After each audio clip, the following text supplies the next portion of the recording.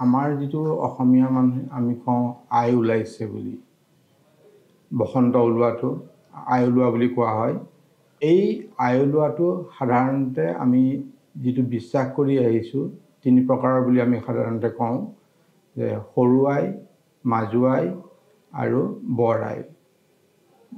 আৰু ইংৰাজীত সেইটো মিজলছ, চিকেন পক্স এণ্ড স্মল পক্স। স্মল পক্স বা বৰ আই বৰ্তমান সময়ত ভাৰতৰ পৰা সম্পূৰ্ণ নিৰ্মূল কৰা হৈছে। ভাৰতত বৰ আই ওলোৱা মানুহ আপুনি দেখিবলৈ নাপায়।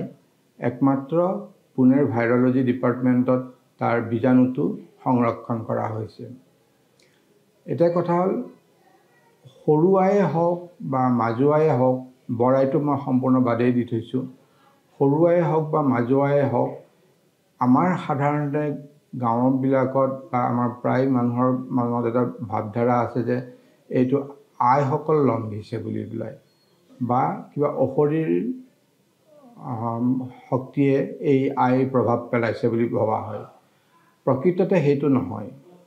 প্ৰকৃততে সৰু আই বা মেজলছ, মাজু আই বা চিকেন পক্স আচলতে দুবিধ বেলেগ বেলেগ ভাইৰাছৰ পৰা হয়। আৰু এইটো এটা ৰোগ। এইটো কোনো ধৰ্মীয় বিশ্বাস বুলি গণ্য কৰাটো ঠিক যুগুত নহয়।